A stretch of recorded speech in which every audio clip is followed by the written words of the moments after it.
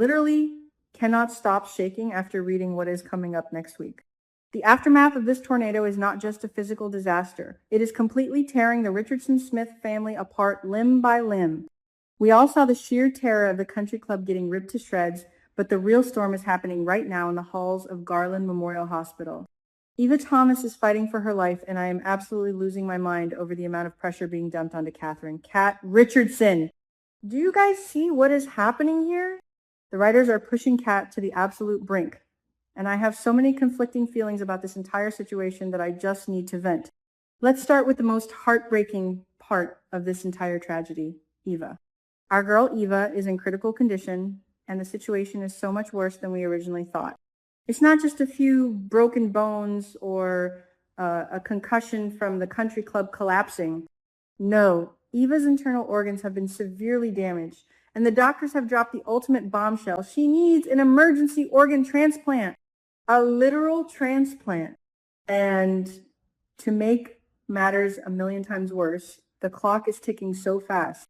The doctors have made it crystal clear that if they do not find a match immediately, Eva is not going to survive. This is literally life or death. I am sitting here biting my nails because the tension is just unbearable. And who is the one person standing by her bedside, completely falling apart? Isaiah Hawthorne. Poor, sweet Isaiah. My heart is physically aching for this man. Eva is his entire world. She is his rock, his future, his everything. Seeing her hooked up to all those machines, fighting for every single breath, is destroying him from the inside out. Isaiah is watching the love of his life slip away, and he is completely powerless to stop it. The desperation in his eyes, the sheer panic in his voice, it is enough to make anyone burst into tears. He is clinging to any shred of hope, praying for a miracle, but the medical reality is brutally unforgiving. Here is where the drama skyrockets to a level I wasn't prepared for. Because of the extreme urgency of Eva's condition, the hospital cannot just wait for a random donor from the National Registry. There's no time for that. The doctors need someone with a direct biological link, someone who shares her bloodline to ensure the highest possible chance of a successful transplant without her body rejecting the organ. And who is the only viable blood relative currently in a position to help? You guessed it, Kat Richardson, the half-sister who has spent months at war with Eva. The irony of this is insane. The universe has literally placed Eva's life directly into the hands of the one person who resents her the most. When I saw that Ted Richardson was the one to approach Kat about this, I actually gasped out loud. Ted is in an impossible, agonizing position. He is a father watching one of his daughters actively dying, while his other daughter holds the literal key to her survival. But guys, can we just talk about how unfair this is to Kat? Ted is begging her, literally pleading with his child to undergo a major life-altering surgery to save the product of his past infidelity. Ted is practically on his knees, crying, asking Kat to take a massive medical risk to save Eva. He says he doesn't want to hurt Kat, but how can he not? He is placing the ultimate guilt trip on her shoulders. I can't just stand by and watch my daughter die. Well, Ted, you are asking your other daughter to risk her own life. I am so conflicted. I understand his desperation as a father, but I am furious on Kat's behalf. And just when you think Kat cannot possibly handle another ounce of pressure, in walks Isaiah. Oh my God. Isaiah, I love him. I really do. But he crossed a massive line here.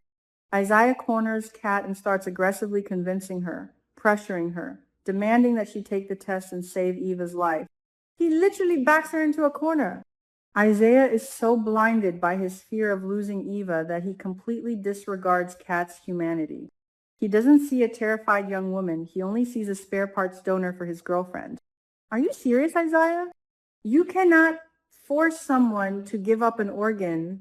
You cannot bully someone into a surgical operating room.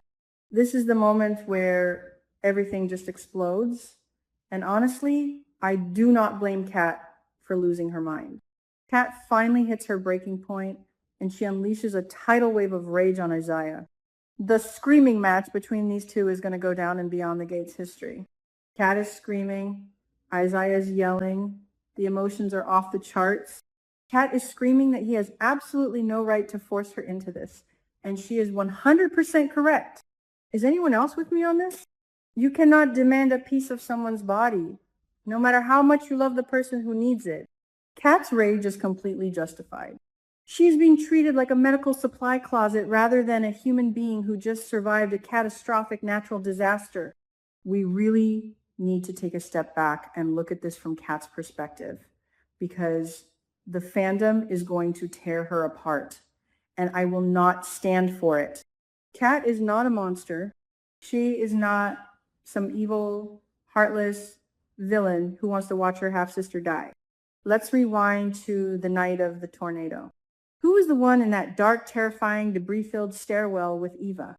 Kat was. Kat didn't run away and leave Eva to be crushed. She stayed with her. She was found sobbing, wiping the blood from Eva's mouth, begging Izaiah to call 911. Kat was traumatized by what she saw in that stairwell. She tried to save her. So for everyone, including Ted and Izaiah, to suddenly act like she owes them her internal organs is just mind-blowing to me. And let's not forget the absolute elephant in the room that everyone seems to be ignoring. Martin! Hello? Is everyone suffering from amnesia?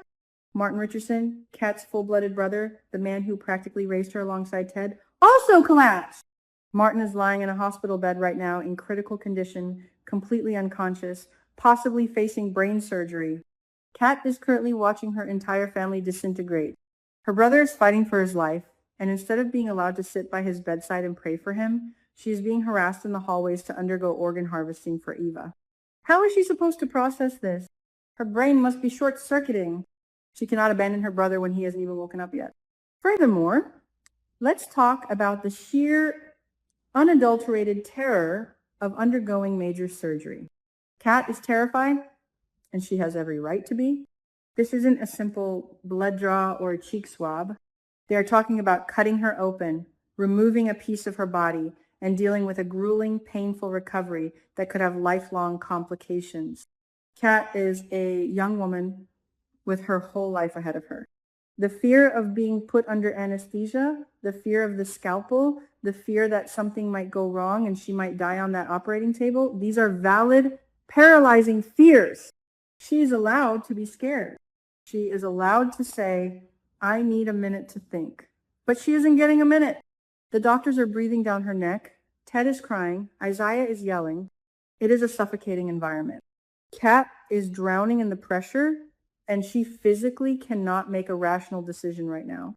She needs space to breathe, to absorb the trauma of the tornado, the trauma of Martin's collapse, and the trauma of Ava's impending death. I am so glad that we're going to see Chelsea and Anita step in to counsel her. Thank God for some voices of reason in this absolute madhouse.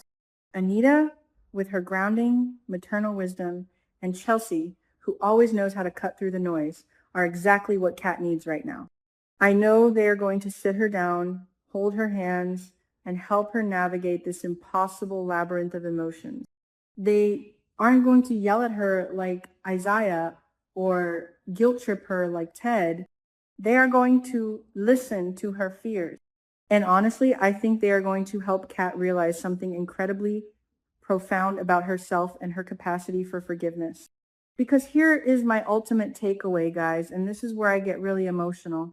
As much as I'm defending Kat's right to be angry, as much as I hate how Ted and Izaiah are treating her, I desperately, desperately want Kat to do the surgery. Not for Ted, not for Izaiah, not even for Eva. I want Kat to do it for herself, because if she walks away right now, if she lets her fear and her resentment win and Eva dies, Kat will never, ever recover from that guilt.